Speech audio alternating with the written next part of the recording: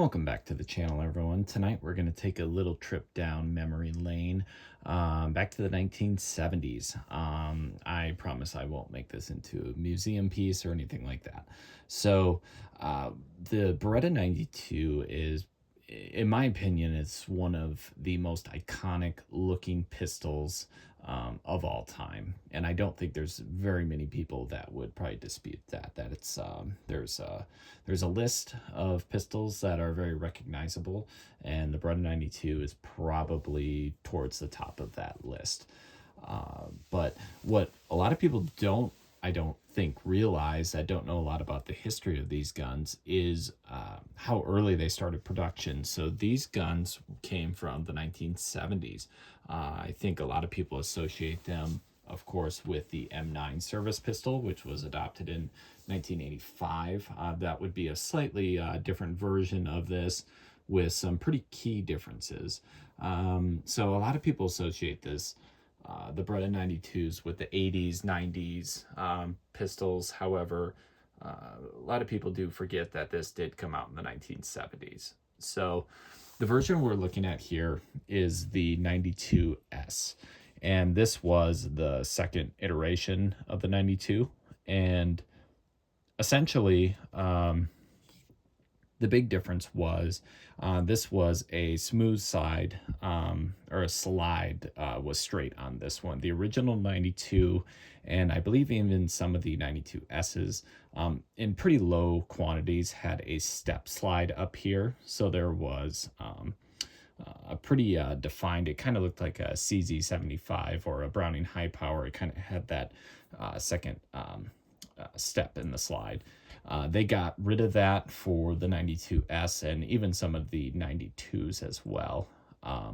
It also moved the safety up to the slide, and it became a safety decocker, which is pretty notorious. So some people either love it, some people hate it, some people just get used to it. Personally, I think it works fine. It's just a different manual of arms you have to get used to for this pistol. So the Beretta 92 is unique compared to a lot of other 9mm pistols. I would say the first and foremost is that this is a locking lug design. You can actually see both of those locking lugs right there. And if I open this pistol up, you will be able to see that those open up. So unlike a traditional tilting Browning design, this stays relatively flat in its action. And one of the unique things about it is you can see how the feed, the follower on the magazine, actually presents the bullet up into the chamber there. Compare that to most tilting action Browning designs, which it kind of has to lift it up. You can see the lighting is better. You can see that that magazine follower is down lower, and then you have this big feed ramp that goes up into the chamber, and the barrel tilts down. So the magazine and the barrel kind of meet in the middle, if that makes sense. So what's unique with the Beretta 92 is that the magazine plays a much more important role. It really brings it up into and then feeds directly, almost directly into the chamber. There is a slight feed ramp there, but it's pretty minimal. So that is a unique feature of the Beretta.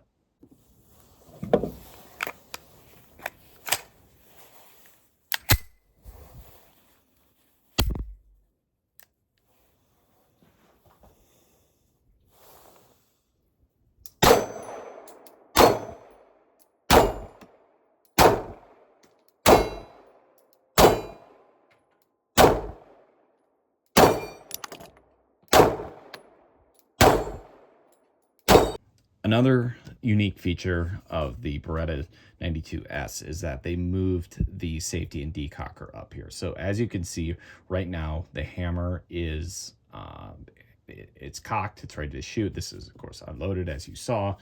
And So traditionally what you would have to do in this scenario is you would have to grab the hammer and let it down like that. Okay. However, the decocker, of course, allowed you to simply decock the hammer. So you could have one in the chamber and you could carry it safety on. Now notice this did not flip back up. This is kind of unique to Beretta. There's other models that have this. This can be converted, so that is a decocker only, to where it flips back up, so it's always in the fire position. However, with this one, if you decock it, show that to you again, it stays in safe mode. This disables the trigger. You cannot do anything with this gun now. You have to bring it back up into fire position, in which case then, as you can see, it will engage.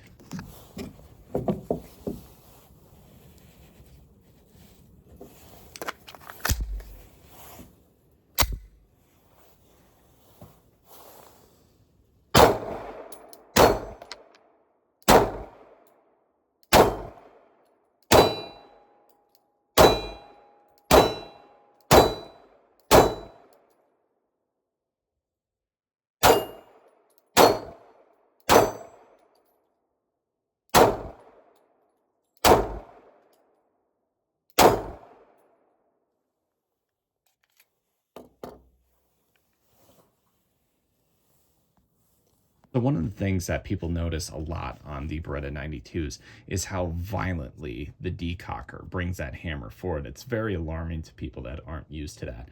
However, I do want to show you, this is actually probably one of the safer decockers, because the decocker actually moves the firing pin completely out of the way. You will see all of that rotate.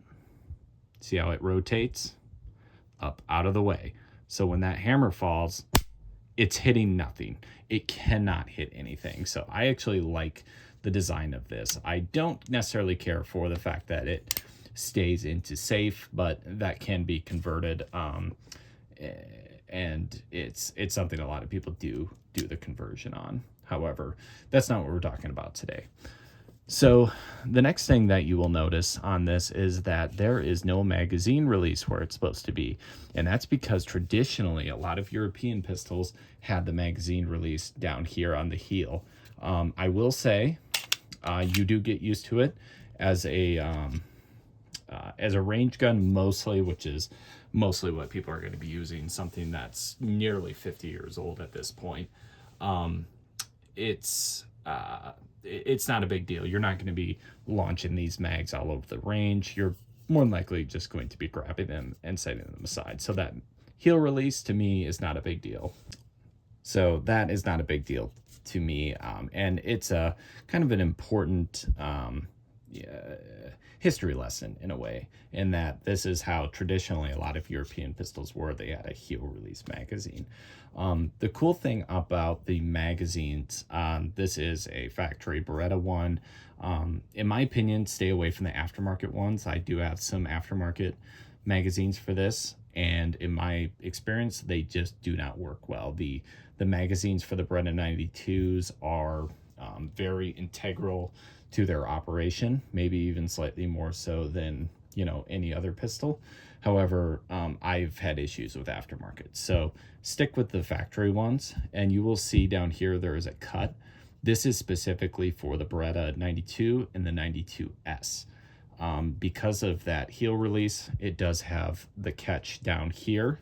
Now, what is cool with this is Beretta still makes these magazines brand new. One of the things that I love about Beretta is that they will keep things in production for a very long time. So a lot of their magazines, not all of them, but a lot of their magazines will still have that cut down there. So you can still order magazines for a pistol that has been out of production for well over 40 years, and you can still order magazines brand new from the factory. To me, that is really cool.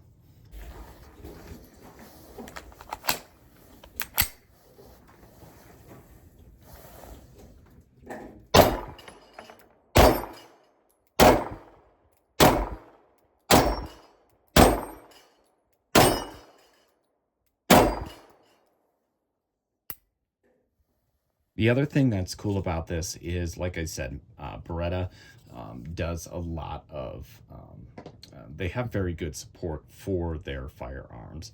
And one thing that I was able to do with this is, since I was planning on shooting it, I put a slightly lighter hammer spring in here. I also replaced the extractor spring and then the recoil spring as well.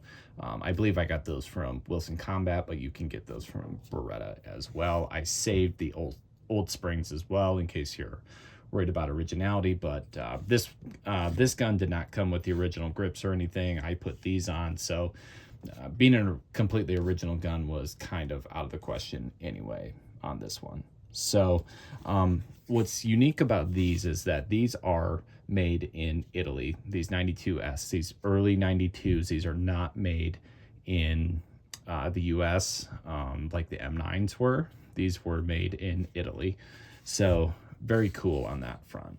As far as shooting it, this shoots like a lot of Beretta 92s. It is very smooth, very flat shooting, just very pleasant to shoot in general. This one, of course, is relying totally on these wood textures. As you can see, the front and the back are completely smooth on this. You know, for a classic pistol like this, you know, that's pretty standard. And no, it's not just cold in here. That is my front sight post. As you can see, it's pretty minimal on this. However, I will say it actually isn't too bad. This probably will not focus. I'll do my best. It's not too bad. As long as you paint that front sight post, it's not too bad at all. So, you know, that's just something that is kind of a sacrifice you make for having an older style pistol. So I really enjoyed these 1970s, these kind of Cold War era pistols like this. I've had several variations of the the CZ75, and I love the CZ75. It is one of the best shooting pistols that you will ever shoot in factory form. However, I absolutely despise the takedown process of a CZ75. There's a, you know, you got to take the takedown lever, you got to push it. On the new models, it's really stiff. It's not fun. The Beretta 92s are some of the easiest guns to take down. You literally push down the button over here, pull that tab down, and then the slide comes right off. Very easy disassembly. Again, it's Beretta kind of has a way of doing that, making things very simple overall. You know, if you want to modify things, change things out, they make the process very simple. So again, very nice shooting pistol. These are still, you can still find these out there. They're still kicking around, and they are very beautiful classic pistols. I would definitely pick them up now like any other milsurp. The earlier ones, especially these, the 92s, even the SBs, they're still out there, but they are still very cool pistols to shoot. They're a fun piece of history, and they're just classic Italian-made Berettas, which you just can't beat. So highly recommend them, and again, just a cool piece of history. So thanks for watching.